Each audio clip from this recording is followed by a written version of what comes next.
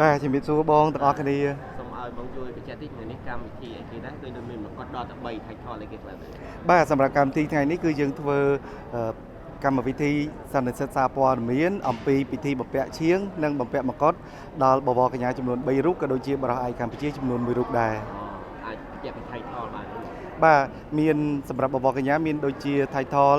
Miss Cosmo World Cambodia 2025 Miss International Cambodia 2025 Miss World Cambodia 2026ហើយនិង Mr World Cambodia 2025មុនពេលដែលសម្រាប់ចិត្តនៅក្នុងការប្រគល់តំណែងប្រគល់មកគាត់នេះជូនទៅកាន់ប្រកួតតកៅឆ្លងកាត់ការ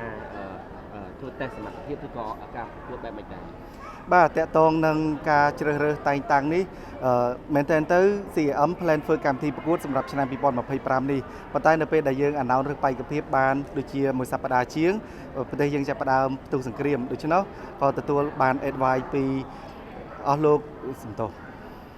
អាចដល់3ពីក៏ទទួល advice ពីបងទាំងអស់គ្នាថាកុំតន់ធ្វើកម្មវិធីអីដូច្នោះយើងក៏ធ្វើការតែងតាំងអញ្ចឹងនៅក្នុងកំឡុងពេលដែលធ្វើការជ្រើសរើសហ្នឹងមានបេក្ខភាពខ្លះដែលយើងធ្លាប់ស្គាល់ពីមុនធ្លាប់ជួបសម្ភាសធ្លាប់បានធ្វើការជាមួយគ្នាខ្លះដែរដូច្នោះយើងក៏ពិភាក្សាក្រុមការងារក៏ដូចជាជាមួយបងសំណាង CSNJ ហើយនិងក្រុមការងារយើងទាំងអស់គឺធ្វើការវិភាគតបងណាធ្វើការវិភាគល្អអន់ខ្លាំងមែនទែនមុននឹងសម្រេចជ្រើសតែងតាំងតំណាងប្រទេសកម្ពុជាយើងនៅក្នុង title មួយទាំងអស់ហ្នឹងពួកគាត់សុទ្ធតែមានរូបចម្រុះហើយនិងសមត្ថភាពបែបមិនដែរមុនពេលដែលគាត់ក្រើតំណែងបាទអាចនិយាយបានថាក្រៅតែពីរូបសម្រស់សមត្ថភាពពួកគាត់ទាំងចំណេះដឹងភាសាការប្រើប្រាស់ social media ក៏ដូចជា talent របស់គាត់ក៏គាត់មានទេពកោសល្យច្រើនដែលយើងគិតថានៅក្នុងតំណែងនីមួយៗដែលយើងបានធ្វើការជ្រើសរើសហ្នឹងគឺស័ក្តិសមជាមួយនឹងគាត់ហើយបងអាចបញ្ជាក់បានទេថា Miss World និង Miss International នេះថាពួកគាត់មានសមត្ថភាពលេចធ្លោពិសេសមិនដែរដែលអាចបង្ហាញភាពលេចធ្លោកាន់តែនៅឆាកអន្តរជាតិបាទចំពោះកញ្ញាវលៈដែលយើងរើសជា Miss International Cambodia សម្រាប់ឆ្នាំ2025នេះដែលគាត់នឹងត្រៀមទៅប្រទេសជប៉ុននៅថ្ងៃ11ខែវិច្ឆិកាហ្នឹងគឺដោយសារគាត់ធ្លាប់ដាក់ពាក្យប្រកួតនៅក្នុង Miss World Cambodia 2025កាលពីក្នុងកំឡុងខែមិនិនារួចហើយយើងបានធ្វើ close door interview បានសម្ភាសគាត់ហើយនិយាយទៅក្រុមការងារយើងចាប់អារម្មណ៍គាត់តាំងពីពេលនោះមកហើយបាទតាក់ទងនឹងរូបសម្បត្តិក៏ដូចជាអ្វីដែលគាត់រៀបចំហ្នឹងគឺយើងគិតថាស័ក្តិសមសម្រាប់ Miss International បាទអញ្ចឹងក៏យើងអត់តន់ឲ្យគាត់ដឹងទេគ្រាន់តែក្រុមការងារយើង keep ក្នុងmind នៅក្នុងចិត្តយើងទាំងអស់គ្នាអញ្ចឹងទៅដល់ពេលចាប់ផ្ដើមដឹងថា Miss Cambodia 2025អត់អាចរៀបចំកម្មវិធីប្រកួតបានក៏យើងចាប់ផ្ដើមតាក់ទងទៅគាត់តេស្តគាត់បាទទាំងចំណេះដឹងទាំងភាសារូបសម្បត្តិក៏ដូចជាពិសេសគឺ advocacy របស់គាត់ដែលគាត់ត្រូវធ្វើវីដេអូ Beauty for SDG ដែលជាការងារសង្គមសំខាន់បំផុតដែល Miss International ត្រូវការហើយ SDG របស់វលៈគឺ number 4បាទគឺ quality education ហើយមុននឹងពួកខ្ញុំយកគាត់ហ្នឹងគឺគាត់ចាប់ផ្ដើមមានគោលដៅហើយថាគាត់ត្រូវចុះទៅជួយសាលានៅទីជនបទដាច់ស្រយាលដើម្បីជួសជុលក៏ដូចជាសាងសង់បណ្ណាល័យហើយអាចនិយាយថាឥឡូវហ្នឹងគឺគម្រោងហ្នឹងចាប់ផ្ដើមធ្វើហើយក៏ចិត្តចេញជារូបរាងពិតប្រាកដដែរបាទអញ្ចឹងពួកយើងសង្ឃឹមថាវលៈទៅ Miss International ឆ្នាំនេះពួកខ្ញុំសង្ឃឹមលើគាត់ខ្លាំងមែនទែនបាទចំពោះកញ្ញាសូរិយាដែលពួកយើងរើសទៅMiss World Cambodia 2026សម្រាប់ការប្រកួតនៅក្នុងកំឡុងខែកុម្ភៈឆ្នាំ2026ហ្នឹងការពិតសម្រាប់កម្មវិធី Miss World ក៏ដូចជាបេក្ខភាពដែលពួកខ្ញុំបានតាក់ទងហ្នឹងពួកយើងបានជួបដល់ទៅ10នាក់ជាងបាទភាគច្រើនសុទ្ធតែជាអ្នកដែលធ្លាប់តំណាងឲ្យកម្ពុជាទៅលើឆាកអន្តរជាតិឬក៏ប្រកួតនៅក្នុងស្រុកពួកគាត់សមត្ថភាពមិនជាខុសគ្នាហ្មងទេប្រហាក់ប្រហែលគ្នានិយាយទៅកំឡុងពេលដំបូងនោះយើងគិតថាអ្នកណាក៏បានដែលគាត់បើគាត់ ready តែភាគច្រើនគាត់អត់តន់ ready ដោយសារអ្នកខ្លះគាត់ជាប់រវល់ការងារអ្នកខ្លះគាត់ជាប់ business ផ្ទាល់ខ្លួនអ្នកខ្លះក៏ជាប់ជាមួយការសិក្សាដល់អញ្ចឹងទៅចុងក្រោយបំផុតពួកយើងរើសបានបេក្ខភាព2នាក់ដែលត្រូវធ្វើការសម្រេចចិត្តហើយចុងក្រោយយកកញ្ញាសូរិយាដោយសារអ្វីដែលពួកយើងឃើញគឺគាត់មាន energy ខ្លាំងមែនទែនគាត់មនុស្សលះលហួនបាទនេះគ្រាន់តែខ្ញុំអត់ได้ជួបគាត់ក្រៅទេប៉ុន្តែតាមរយៈការថត sport ការសម្ដែងជាច្រើនដែលគាត់បានធ្វើកន្លងមកធ្វើឲ្យយើងឃើញថាគាត់អាចនឹង fit ជាមួយនឹង Miss World ព្រោះ Miss World គេត្រូវការនារីដែលមានភាព strong ភាពជាអ្នកដឹកនាំបាទហើយ សូរិយានៅពេលដែលយើងចាប់ផ្ដើមណាត់គាត់មកជួបធ្វើតេស្តគាត់មានអ្វីច្រើនដែលពួកខ្ញុំស្មានអត់ដល់ខ្ញុំគិតថាគាត់គាត់តែជាអ្នកសម្ដែងធម្មតាអត់ដែលឃើញគាត់និយាយអង់គ្លេសដល់ពេលជួបគ្នាវ៉ាវភាសាអង់គ្លេសគាត់ល្អខ្លាំងមែនតើបាទហើយតាក់ទងនឹងMiss World គេមាន challenge 6 7ផ្សេងគ្នាទី1ដូចជាវីដេអូ beauty video purpose ជាវីដេអូដែលសំខាន់ដែរតាក់ទងនឹងការងារសង្គមវីដេអូ beauty video purpose ដែលសូរិយានឹងធ្វើគឺតាក់ទងនឹង mental health awareness សំខាន់មែនទែនដោយសារខ្ញុំបានបញ្ជាក់គាត់ទៀតថាបវរកញ្ញានៅស្រុកខ្មែរយើងពីដើមមកអត់ទាន់មានអ្នកណាម្នាក់ដែលធ្វើលើ project នេះបានជោគជ័យទេប៉ុន្តែសូរិយាខ្ញុំឃើញគាត់ធ្វើលឿនមែនទែនរហូតដល់ឥឡូវនេះគ្រាន់តែចាប់ផ្ដើមអាណោនគាត់ចាប់ផ្ដើមនិយាយទៅចរចាគ្នាត្រូវហើយចាប់ផ្ដើមអាណោនគឺសូរិយាបានបង្កើត website សម្រាប់ទទួលអ្នកជំងឺ mental health នឹងរួចទៅហើយដែលគាត់បានធ្វើការប្រឹក្សាជាមួយនឹងគ្រូពេទ្យជំនាញជាច្រើនដែលត្រៀមនឹងធ្វើលើ project មួយនេះហើយគាត់ប្រាប់ខ្ញុំប្រហែលថ្ងៃមុនគឺមានមនុស្សប្រហែលជា700នាក់គឺស្ម័គ្រចិត្តនឹងចូលរួមជាមួយគាត់នៅក្នុង project មួយនេះខ្ញុំរំភើបមែនទែនដែលខ្ញុំអត់គិតថាគាត់ធ្វើបានលើសពីអ្វីដែលយើងរំពឹងទុកបាទហើយសម្រាប់ challenge ទី2ក្នុង Miss World ដូចជា head to head challenge សូរិយាគាត់នឹងឡើងនិយាយដើម្បីបង្ហាញអំពី women empowerment បាទហើយខ្ញុំជឿជាក់ថាដោយសារឆ្លងកាត់ការសម្ដែងរបស់គាត់ច្រើនអញ្ចឹងនៅមុខវេទិកាមនុស្សរាប់រយនាក់ខ្ញុំជឿថាសូរិយានឹងអត់បញ្ហារួមជាមួយនឹងភាសាអង់គ្លេសដ៏ខ្លាំងរបស់គាត់ដែរបាទហើយតាក់ទងនឹង talent challenge របស់ Miss World សូរិយាមិនមែនត្រឹមតែចេះច្រៀងទេចេះលេងហ្គីតាចេះលេង piano អញ្ចឹងនៅក្នុងការប្រកួតគាត់នឹងយកហ្គីតាទៅជាមួយនឹងការច្រៀងដូចជាការសម្ដែង acoustic ដែរអញ្ចឹងក៏ខ្ញុំជឿជាក់ថាវាមួយយ៉ាងដែរដែលគាត់ready មានអីដែល ready ច្រើនបាទនឹង challenge មួយទៀតគឺតាក់ទងនឹង multimedia challenge ខ្ញុំអត់បារម្ភដូចគ្នាដោយសារគាត់ជាតារាសម្ដែងគាត់មាន fan គាត់ច្រើនអញ្ចឹង social media គាត់ជា content creator គាត់ជា influencer អញ្ចឹងខ្ញុំជឿថាគាត់នឹង fight ជាមួយគេបាននៅក្នុង challenge នេះដូចគ្នាហើយនឹងមួយទៀតដែលសំខាន់ដែរ top model challenge និយាយទៅក្នុង challenge ទាំងអស់សូរិយាអន់តែមួយចំណុចនេះទេប៉ុន្តែខ្ញុំជឿថាយើងនៅសល់មានពេលវេលាគ្រប់គ្រាន់ក្នុងការហ្វឹកហាត់គាត់ក្នុងការដើរម៉ូដបន្តទៀតព្រោះយើងបាន train គាត់មករយៈដែរឃើញគាត់លឿនគាត់ចាប់បានលឿនអញ្ចឹងនិយាយទៅសម្រាប់ខ្ញុំដូចជាអត់មានអីត្រូវបារម្ភទេព្រោះ challenge របស់ Miss World ដែលគេដាក់មកមួយហ្នឹងបើសិនជាយើងធ្វើបាន challenge ណាដែលយើងជាប់លេខ1គឺយើងចូល top 40 automatic តែម្ដងអញ្ចឹងសម្រាប់6 7 challenge ហ្នឹងគឺសូរិយាអន់តែមួយទេគឺ top model challenge sport មួយទៀតហ្នឹងក៏អត់បារម្ភដែរព្រោះសូរិយាគាត់ថាគាត់ចូលចិត្ត gym បាទនិយាយទៅមិនទាមទារឲ្យគាត់ធ្វើបានគ្រប់ challenge ទាំងអស់ទេប៉ុន្តែមាន challenge សំខាន់ដែលយើងជឿជាក់ថាគាត់នឹងធ្វើបានល្អបំផុតនៅកំឡុងពេលដែលប្រកួត Miss World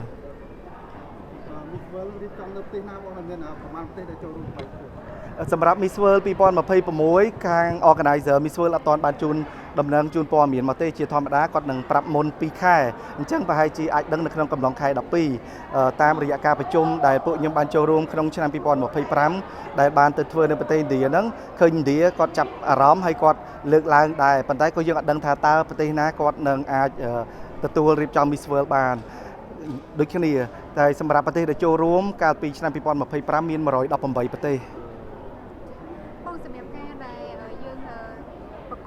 ឲ្យគាត់ទទួលតំណែងហ្នឹងអញ្ចឹងបងគិតថា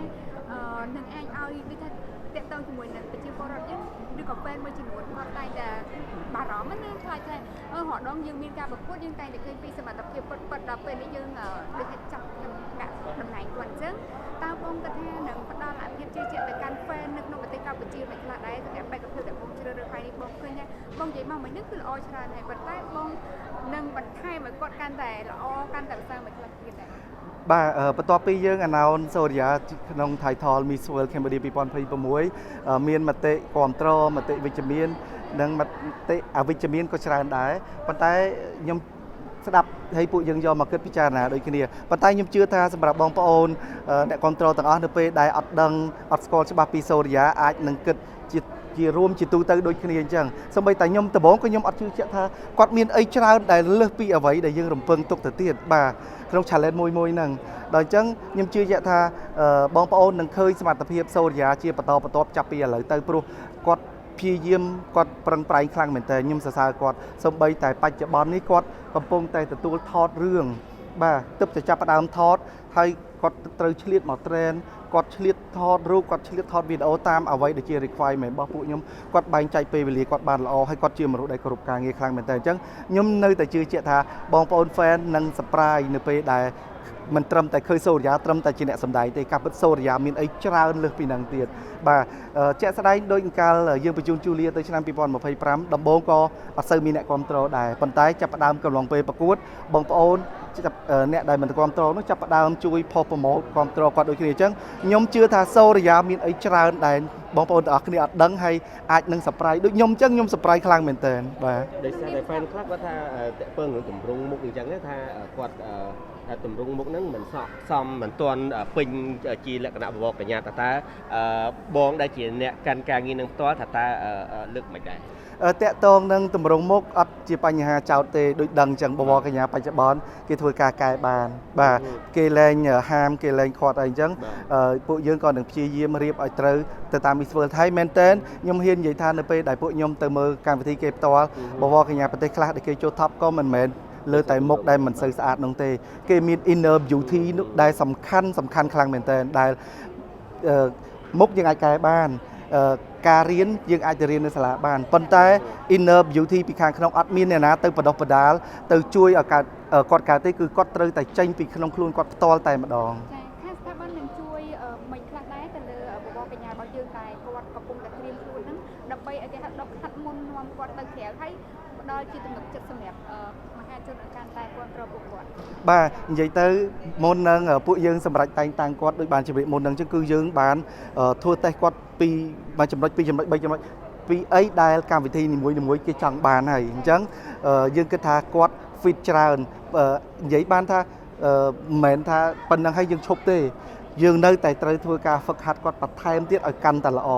និយាយទៅក្នុង challenge មួយក្នុងអីមួយទាំង Miss World ក៏ដោយ Miss International ក៏ដោយដែលគេត្រូវការគឺពួកខ្ញុំព្យាយាម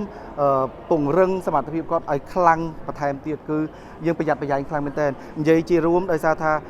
នៅក្នុងវិស័យបវរកញ្ញានេះខ្ញុំបានប្រឡូកច្រើនហើយបាទតាំង2012ដែលខ្ញុំបានបញ្ជូនទៅលើឆាកអន្តរជាតិដំបូងរហូតដល់បច្ចុប្បន្នយើងបរាជ័យច្រើនប៉ុន្តែខ្ញុំអត់បន្ទោសកម្មវិធីអន្តរជាតិទាំងអស់ហ្នឹងទេយើងត្រូវស្វែងរកចំណុចខ្សោយហេតុអីបានយើងអត់ទាន់ទទួលបានលទ្ធផលល្អអត់ទាន់ចូល top ឬក៏អត់ទាន់អីអញ្ចឹងយើងត្រូវមើលចំណុចខ្សោយរបស់យើងឲ្យពង្រឹងកែប្រែទៅលើសមត្ថភាពរបស់គាត់បន្តទៀតអញ្ចឹងបានខ្ញុំហ៊ាននិយាយថាតាំងពីពួកខ្ញុំធ្វើ Miss Universe Cambodia 2017រហូតដល់2022ពួកគាត់នៅតែមានប្រជាប្រិយភាពនៅតែឈរយ៉ាងរឹងមាំនៅលើទីផ្សារសិល្បៈនៅក្នុងប្រទេសកម្ពុជាលើកលែងតែឧទាហរណ៍ដូចកញ្ញារឿនណាតគាត់ត្រូវទៅរស់នៅសហរដ្ឋអាមេរិកជាមួយស្វាមីគាត់ហើយបន្តក៏អ្នកផ្សេងទៀតក៏គាត់បាទចាប់ផ្ដើមរៀបការបដើហើយអញ្ចឹងក៏ពួកខ្ញុំត្រូវតែធ្វើការហ្វឹកហាត់បណ្ដុះអ្នកថ្មីមកដូចគ្នាប៉ុន្តែគោលការណ៍របស់យើងនៅតែរក្សាដដែលយើងព្យាយាមរកឲ្យល្អរកឲ្យ fit ត្រូវជាមួយនឹងកម្មវិធីគ្រូនឹងជួនពួកគាត់ទៅបណ្ដុះបណ្ដាលនៅបរទេសដូចពីឆ្នាំទៅសម្រាប់វ៉ូឡេអត់ទាន់បានបញ្ជូនអត់ទាន់ទេដោយសារវិគីពេលពេកប៉ុន្តែវ៉ូឡេក៏បានហ្វឹកហាត់ផ្ទាល់ជាមួយខ្ញុំដែរដោយសារកាលពីខែកក្កដាឆ្នាំ2025ហ្នឹងខ្ញុំបានទៅប្រទេសហ្វីលីពីនហើយក៏ធ្វើការហ្វឹកហាត់ផ្ទាល់ជាមួយគ្រូនៅហ្វីលីពីននឹងដែរដែលសុទ្ធតែជាអ្នកជំនាញក្នុងការបណ្ដុះបណ្ដាលបវរកញ្ញាឲ្យបានជោគជ័យដែរហើយអ្វីដែលខ្ញុំចេះដឹងមាន20ឆ្នាំនៅក្នុងវិថីសិល្បៈក៏ដូចជាការដើរម៉ូដនេះគឺខ្ញុំព្យាយាមផ្ទេរឲ្យពួកគាត់ទាំងអស់បាទវ៉ូឡេគាត់ធ្លាប់ប្រកួតអន្តរជាតិពីមុនតែនៅពេលដែលខ្ញុំ train លើកនេះគាត់ឃើញមានអីដែលប្លែកច្រើនបាទអាកលឹះនៃការដើរបន្តិចហ្នឹងដែលពេលខ្លះយើងអត់ប្រយ័ត្នយើងអត់ចាប់អារម្មណ៍គិតថាវាមិនសំខាន់ប៉ុន្តែនៅពេលដែលប្រាប់គាត់គាត់ថាវ៉ាវអានេះល្អបងខ្ញុំនឹងដាក់អានេះអីអញ្ចឹងខ្ញុំជឿថាវាមានលទ្ធផលល្អហើយសម្រាប់លីភីក៏ដូចជាសូរិយាក៏ដូចជារ៉េម៉ុនក៏យើងមើលទៅតាមពេលវេលាជាក់ស្ដែងដូចគ្នាព្រោះនិយាយទៅពួកគាត់ទាំងអស់គ្នាសិតតែរវល់ជាមួយនឹងការងារគាត់ខ្លាំងមែនទែនប៉ុន្តែសិតតែអ្នកឆ្លៀតបាទជាចុងក្រោយបងមានអ្វីសារស្នំថ្ងៃបងជាចុងក្រោយសម្រាប់ខ្ញុំមានតែម្រាមដៃ10ជាដំបូងអរគុណដល់បងសំណាងដែល គាត់តែងតែនៅពីក្រោយ CAM ជាប់ជានិច្ចតាំងពីយូរណាស់មកហើយក៏ជាអ្នកដែលចូលរួមក្នុងការដុតដៃដុតជើងជួយឲ្យវិស័យបវរកញ្ញានៅក្នុងប្រទេសកម្ពុជាកាន់តែមានការរីកចម្រើនអរគុណបងប្រុសខ្លាំងមែនទែនហើយក៏អរគុណដល់ស្ថានីយ៍ទូទស្សន៍បាយ័នសម្រាប់ការចាប់ដៃគ្នាជាថ្មីម្ដងទៀតសម្រាប់ឱកាសនេះហើយយើងនឹងធ្វើការបន្តជាមួយគ្នាទៅថ្ងៃមុខបន្តទៀតបាទហើយក៏អរគុណដល់បងប្អូនសារព័ត៌មានទាំងអស់ចំពោះការមកយកព័ត៌មានថ្ងៃនេះក៏ដូចជា fan បងប្អូន designer ក៏ដូចជា make up artist និងអ្នកគ្រប់គ្រងទាំងអស់ដែលតែងតែចូលរួមជាមួយបវរកញ្ញាយើងទាំងអស់គ្នាក្នុងការជួយអភិវឌ្ឍគាត់រៀបចំគាត់ឲ្យបានកាន់តែល្អឲ្យកាន់តែសុខសាយបាទហើយជូនពរបងប្អូនទាំងអស់គ្នាសុខសប្បាយហើយរកស៊ីមានបាននិងជៀសផុតពីជំងឺដង្កាត់ទាំងឡាយជោគជ័យនៅក្នុងការងារបាទ អរគុណច្រើន អរគុណបងអរគុណ